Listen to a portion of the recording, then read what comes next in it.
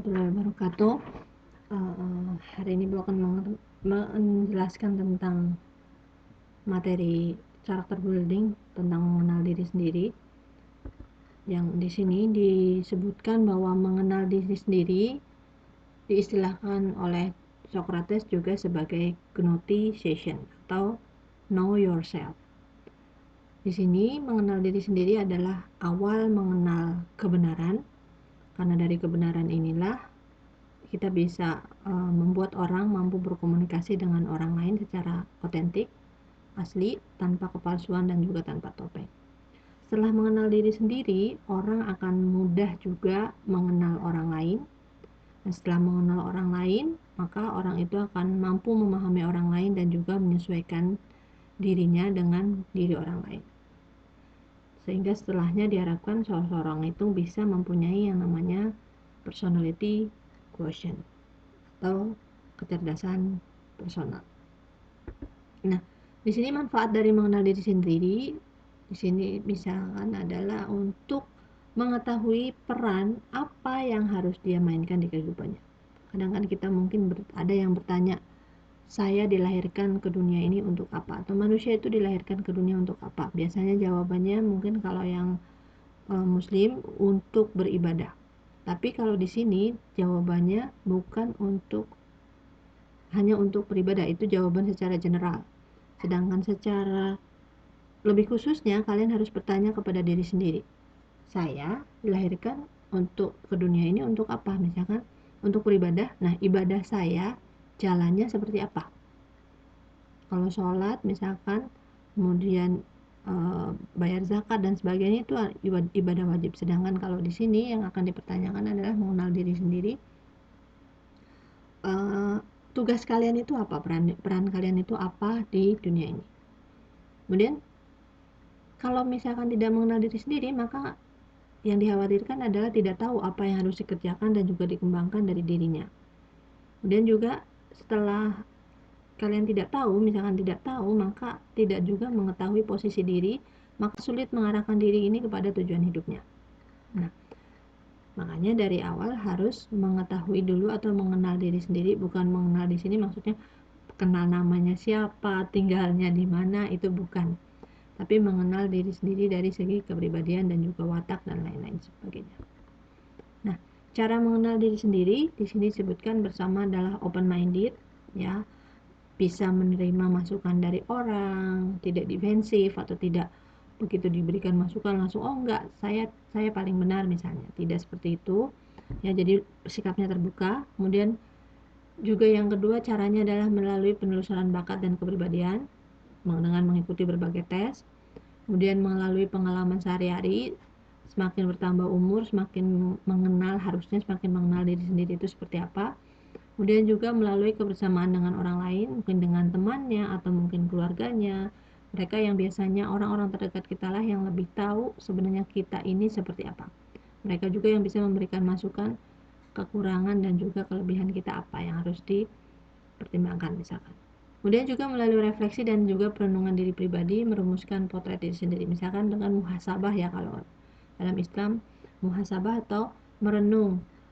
Saya ini selama ini apa saja yang sudah saya lakukan, atau kekurangan saya apa, kelebihan saya apa, itu juga bisa menjadi sarana untuk cara mengenal diri sendiri. Kemudian di sini mengenal diri sendiri artinya yang pertama adalah memahami yang namanya kekhasan fisik. Fisik kita dilihat dari fisik, kekuatan fisik kita apa, kelemahan fisik kita apa, itu harusnya kita sudah tahu. Orang lain tidak lebih tahu dari kita, tapi kita lah yang paling tahu. Kemudian dari segi kepribadian, watak, kemudian ada temperamen. Nah, nanti kita bahas apa bedanya kepribadian, watak dan juga temperamen. Di sini temperamen dibedakan lagi menjadi 4, ada sanguinis, koleris, melankolis dan juga pragmatis. Kemudian juga ada bakat kita apa, itu juga harus kita kenali. Kemudian adversity, ini adalah terbagi lagi menjadi 3, yaitu quitter, camper, dan satu lagi climber. Ini Ibu salah ya.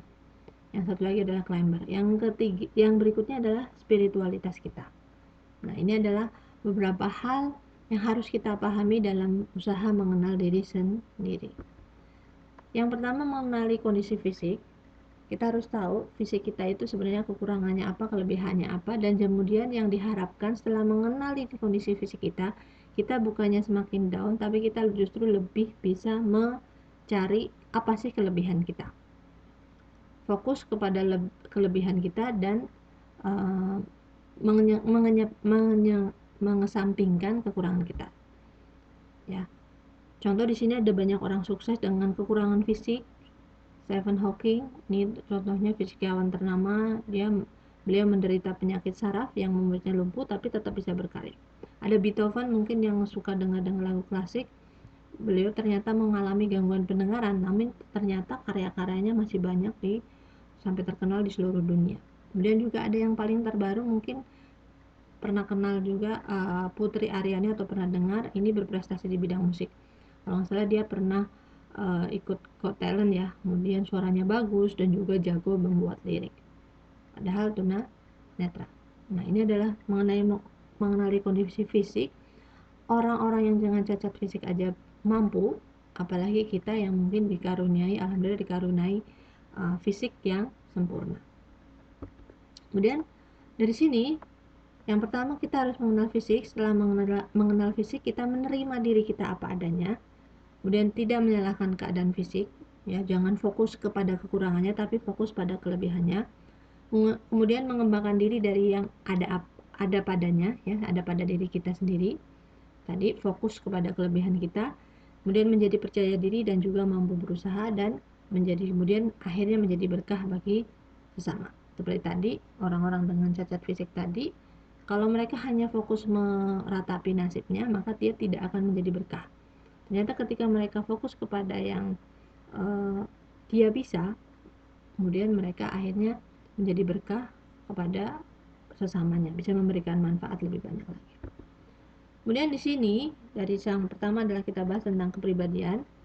Di sini disebut organisasi dinamis di dalam individu yang terdiri dari sistem-sistem psikofisik yang menentukan tingkah laku dan pikirannya secara karakteristik dalam menyelesaikan diri terhadap lingkungan. Dinamis, ya. Jadi yang namanya kepribadian itu berkembang dan juga berubah. Dan psikofisis, kepribadian bukan semata-mata secara fisik, tapi merupakan perpaduan kerja antara aspek dan fisik dalam satuan kepribadian. Ya, ini maksud dari kepribadian. Kemudian juga ada watak. Watak adalah totalitas dari keadaan-keadaan dan cara bereaksi jiwa terhadap perangsang. Kemudian secara teoritis watak dibedakan menjadi dua. Yang pertama watak yang dibawa sejak lahir, dan watak yang sejak lahir ini adalah watak yang genotip, berhubungan dengan fisiologis, yaitu susunan saraf pusat. Jadi kadang ada ibu-ibu yang sedang hamil, itu diharapkan untuk berkata yang baik, melakukan perbuatan yang baik, karena ternyata sejak dalam kandungan anak-anak atau bayi-bayi itu sudah bisa menyerap atau fisiologisnya sudah bermain. Jadi misalkan ada kisah anak-anak yang ketika hamilnya, ibunya hamil itu tidak mengharapkan atau ingin menggugurkan dan sebagainya, ternyata ketika lahir mereka sudah membawa amarah, ya, karena mereka tahu ketika mereka dikandung itu sempat akan digugurkan.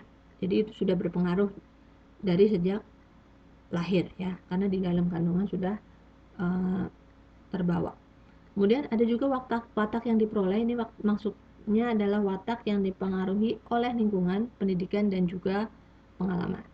Contoh watak, ya, diantaranya adalah jujur, penyabar, pemaaf, pendendam, ataupun egois. Apakah watak bisa dirubah? Nanti kita lihat di penjelasan yang selanjutnya.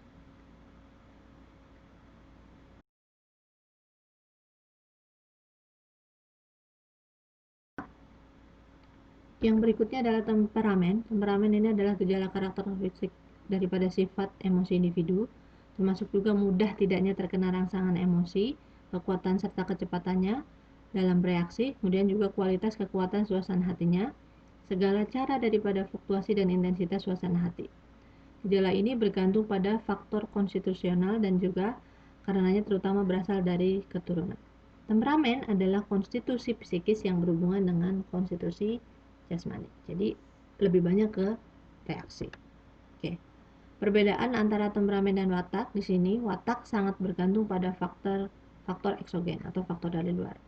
Walau watak telah ada, namun masih bisa mengalami pertumbuhan. Jadi tadi orang yang biasa jujur, yang biasa bohong, masih mungkin berubah menjadi orang yang jujur.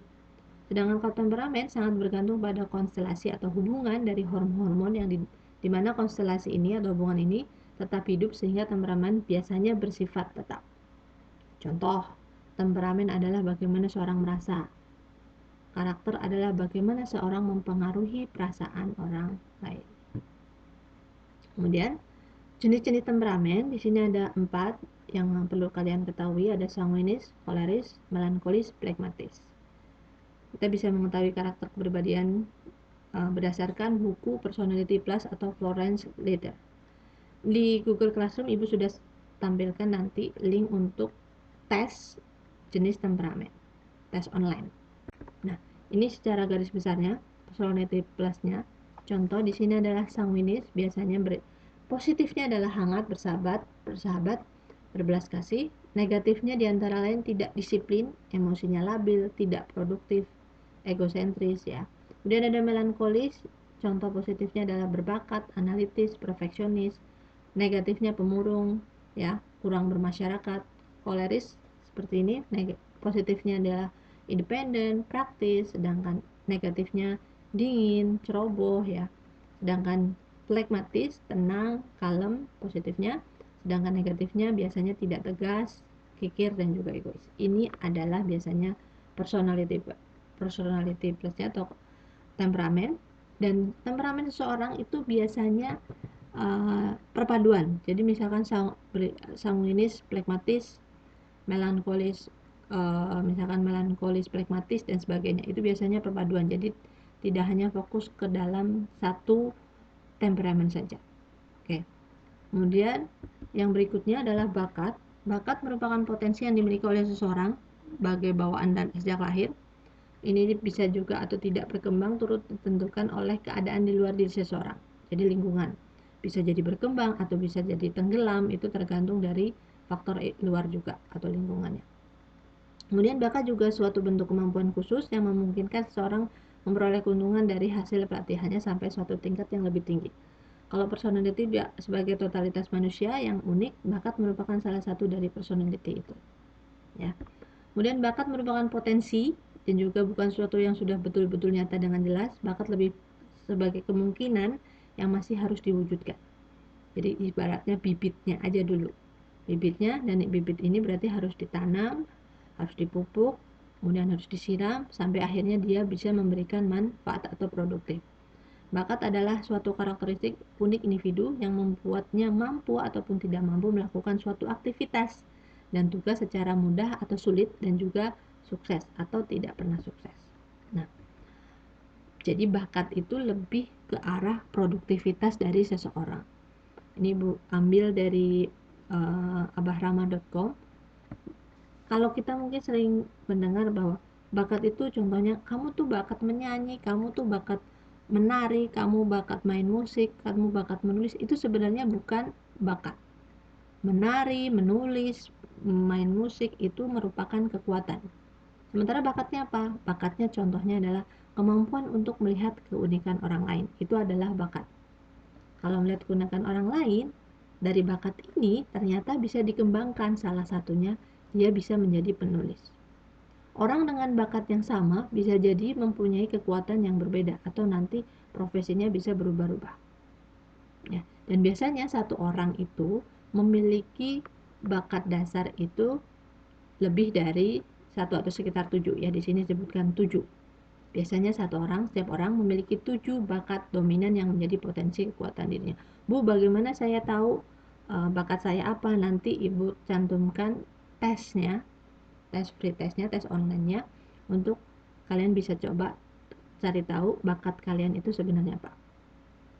Nah, di sini contohnya kegiatan yang disukai adalah yang pertama harus enjoy, kemudian easy, excellent, dan juga bermanfaat. Nah, ini adalah kunci dari bakat ya. Kalian bisa dianggap berbakat, misalkan Bu, saya bisa main musik Bisa misalkan saya mengerti, misalkan di sini ya, senang mengatur hal-hal yang ada di hadapannya. Bu, saya bisa mengajar. Tapi ketika mengajar ini kalian sebenarnya enjoy atau enggak? Misalkan bisa mengajar tapi tidak enjoy, maka itu belum bisa juga dianggap sebagai bakat. Ya, jadi bakat itu juga nanti harus memiliki 4 activitiesnya. Ya. Tadi setiap individu memiliki minimal 7 bakat dominan yang menjadi potensi kekuatan diri. Nanti ada 34 bakat dan itu Ibu sampaikan nanti di Google Classroom. Nah, kuadran aktivitas contohnya seperti tadi. Kita berada di sini, kita menyukai tapi tidak produktif. Contoh suka rebahan, itu suka tapi tidak produktif. Kita udah tidak disukai tapi juga tidak produktif misalkan. Contohnya apa ya? Mungkin nanti kalian bisa cari contohnya. Kemudian di sini disukai dan produktif, ini yang paling bagus. Kemudian tidak disukai tapi produktif. Ya, ini juga bisa, misalkan banyak sekarang pekerja yang sebenarnya dia tidak menyukai pekerjaannya, maka dia boleh dibilang sebagai tidak suka, ada di kuadran 3. Nah, ini yang Ibu sebut tadi 34 bakat. Nanti Ibu sampaikan file ini lebih lanjut, ada di Google Classroom ya. Di sini bakat itu dinilai dari pertama dari strivingnya, kemudian dari thinking, cara berpikirnya, influencingnya, cara mempengaruhi orang, kemudian juga relasi, cara berrelasi. Dari situ nanti kalian bisa melihat kecenderungan kalian itu ada di yang mana. Nah, setelah memilih, setelah mengetahui bakat kalian, nanti kalian bisa diarahkan bahwasanya kalau saya memiliki bakat disiplin, kemudian analitik, komen, competition dan sebagainya, maka saya sebenarnya bagusnya atau fokusnya harusnya di mana, ya. Jadi ini tentang bakat. Kemudian bakat juga adalah yang pertama yang mempengaruhi bakat adalah unsur genetik. Biasanya kalau ayah ibunya itu atlet, anak-anaknya biasanya juga punya kelenturan untuk atlet. Kalau ayah ibunya mereka suka berinteraksi dengan orang, biasanya anaknya juga sama seperti itu. Kemudian juga dipengaruhi oleh latihan, kalau dipupuk terus-menerus bisa lebih bagus. Kemudian jadi struktur tubuhnya ya juga berpengaruh. Dan pola hubungan bakat dan kreativitas di sini ada 4, anak yang berbakat tetapi tidak kreatif, anak berbakat dan kreatif, remaja yang kreatif tapi tidak berbakat, orang dewasa yang kreatif dan berbakat. Tapi biasanya orang kreatif itu mempunyai kelebihan dibandingkan orang yang berbakat ya. Kalau kreatif biasanya dia bisa mengeluarkan potensi yang ada di dalam dirinya. Cara mengembangkan bakat, yang pertama mengetahui potensi dulu. Kita harus kenal dulu diri kita, kita harus tahu potensi kita apa, kemudian setelah itu merencanakan, oh saya ternyata pandai dalam meyakinkan orang, berarti kira-kira masa depan saya apa? Apakah saya harus bekerja di bidang marketing atau justru saya harus bekerja sebagai di bagian administratif misalkan. Kemudian setelah itu menentukan tugas ataupun kegiatan, tadi pekerjaannya apa misalnya. Cara mengembangkan bakat yang pertama adalah keberanian, perlu didukung latihan dan juga perlu didukung lingkungan, dan juga perlu memahami hambatan-hambatan pengembangan bakat dan juga cara mengatasinya. Nah, nanti kalian Ibu sarankan untuk ikut tesnya, linknya ada di dalam Google Classroom.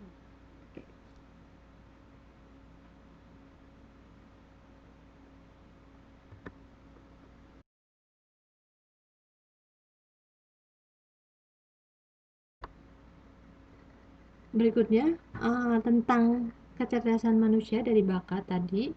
Kalau ditinjau bakat ditinjau dari kecerdasan, maka ada 9 jenis kecerdasan. Ini yang terbaru. Tadinya mulai awal dari ada 7 kecerdasan manusia atau multiple intelligence, kemudian jadi 8, dan yang terakhir menjadi 9 jenis kecerdasan manusia. Yang pertama adalah linguistik, bahasa. Contohnya menggunakan kata-kata dengan efektif dan menguasai bahasa. Ini berarti dia cerdasnya di bidang linguistik. Kemudian ada logika matematika, keterampilan berhitung, cepat memecahkan masalah dan sebagainya, itu masuknya ke logika matematika. Kinestetik, biasanya ini atlet ya. Kemudian spasial, menerjemahkan pikiran atau imajinasi ke dalam bentuk visual.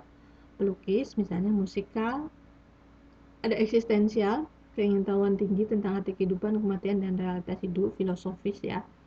Udah ada naturalis, mengenali alam sekitar dan sesama makhluk hidup, biasanya pecinta lingkungan misalnya. Ada interpersonal, kemampuan berkomunikasi secara efektif dengan orang lain. Jadi dia pandai mempresentasikan sesuatu, ini termasuk kecerdasan interpersonal. Sedangkan intrapersonal adalah kemampuan memahami diri sendiri dengan baik. Dia tahu banget dirinya tuh seperti apa, kemudian kelebihannya apa dan kekurangannya apa, makanya disebut dengan kecerdasan intrapersonal. Ini juga ibu nanti minta kalian untuk ikuti tesnya, tes online, tapi ibu baru menemukan yang 8 jenis kecerdasan manusia. Nanti linknya ada di Google Classroom. Yang berikutnya ada adversity. Adversity ini merupakan keteguhan, semangat, ketekunan, kemampuan seseorang dalam mencapai tujuan. Kita termasuknya tipe yang mana? Atau apakah tipe quitter, camper, atau climber? Quitter ini berarti biasanya tuh ada gambarnya melambaikan bendera putih, artinya dia gampang menyerah. Ya udahlah, saya seperti ini aja, emang dasarnya miskin, ya udah nggak bakalan bisa kaya misalnya. Itu tipe quitter. Sedangkan camper dia biasa kayak camper, ketika dia naik gunung misalkan udah mencapai bukit pertama, oh ya udah di sini aja, nyaman di sini. Dia tidak berusaha untuk meraih mencapai sesuatu yang lebih tinggi lagi atau yang lebih baik lagi. Dia senang berada di zona nyaman. Kemudian tipe yang ketiga dari adversity ini adalah tipe climber. Dia selalu ingin lebih baik lagi dari hari ke hari. Nah, dari tiga ini yang mana tipe kalian? Misalkan yang paling buruk tentunya yang quitter ya, belum mencoba, belum ada di mana-mana, bahkan belum naik gunung misalnya, sudah quit atau sudah ya udah saya nyerah misalnya, cepat putus asa.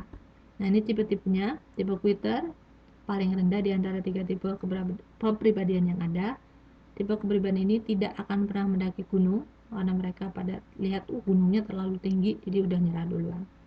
Ciri-cirinya memilih keluar, menghindari kewajiban, mundur dan berhenti, menolak kesempatan, ya, murung, sinis dan sebagainya. Lebih banyak negatifnya.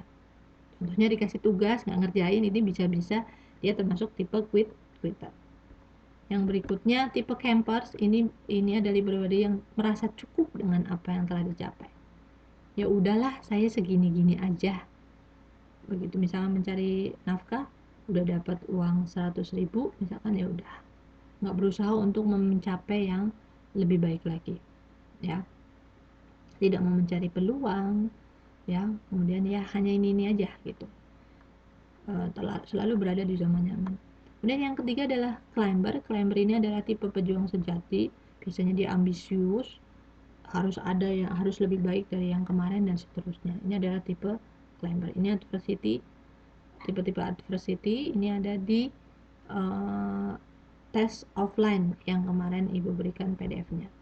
Kemudian yang berikutnya atau yang terakhir ada spiritualitas. Aspek spiritualitas berhubungan dengan kehidupan manusia sebagai makhluk beriman, demi lebih memahami konsekuensi hidup keagamaannya dalam kehidupan nyata, ya. Sebagai orang beragama, otomatis seluruh kehidupan kita nanti akan berhubungan dengan agama. Kualitas spiritual ini nanti bisa kalian tes, bisa kalian ukur dengan tes yang ada di form tugas yang kemarin diberikan. Nah, berikutnya cara mengembangkan kekuatan dan mengatasi kelemahan diri sendiri. Yang pertama adalah introspeksi diri, mengendalikan diri, membangun kepercayaan diri, mengenal dan juga mengambil inspirasi dari tokoh-tokoh teladan, dan berpikir positif atau optimis tentang diri sendiri. Nah, ini ya. Jadi kalau udah tahu kok saya hidupnya seperti ini aja, kok saya nggak berkembang dan sebagainya, pertama introspeksi. Apa yang selama ini misalkan kurang atau mungkin belum dilakukan, introspeksi dulu diri sendiri, kalau perlu dicatat, ya. Kemudian mengendalikan diri, dan kemudian membangun kepercayaan diri. Pasti ada sesuatu yang bisa kalian lakukan, karena setiap orang yang ada di dunia ini pasti punya tujuan hidup masing-masing. Tadi yang ibu bilang, tujuan hidup itu bukan berarti misalkan iya benar bahwa tujuan, misalkan kalau seorang muslim, tujuan hidupnya adalah untuk diciptakan adalah untuk beribadah. Tapi ibadah ini adalah umumnya atau globalnya. Sementara setiap manusia person-personnya mempunyai tugas masing-masing. Ya, misalkan ada yang punya tugas sebagai pecinta lingkungan. Karena dia mencintai pekerjaan itu, dia fokus di mencintai lingkungan, akhirnya dia bisa menjadi seseorang yang memang bisa bermanfaat untuk orang lain. Misalkan, Bu, saya sepertinya tujuan hidup saya itu untuk sebagai storyteller, pendongeng, Bu, misalkan untuk anak-anak. Bisa jadi ya. Jadi tujuan hidup itu tidak harus spesifik, misalkan menjadi profesi yang umum ya, misalkan jadi dokter, jadi ilmuwan, ataupun jadi pengusaha. Ketika jadi pengusaha, tujuan hidupnya pun mungkin beda-beda. Ada pengusaha yang memang fokus untuk membantu sesama ya, atau ada juga pengusaha yang fokus mengembangkan franchise ya, untuk membina entrepreneur. Itu mungkin juga tujuan dari hidupnya ya. Kemudian setelah itu berpikir positif dan optimis tentang diri sendiri, itu yang paling penting ya. Jadi jangan terlalu putus asa, jangan menjadi tipe quitter tadi di university-nya, harus menjadi tipe orang yang minimal menjadi orang yang camper dulu, berani naik, lalu berani mencoba suatu posisi, kemudian setelah itu terus diasah untuk bisa menjadi tipe yang climber. Untuk pengenalan diri sendiri, Ibu cukupkan sampai di sini. Penjelasan mengenai berbagai macam tes dan yang lain-lain, Ibu jelaskan lagi lebih lanjut di Google Classroom.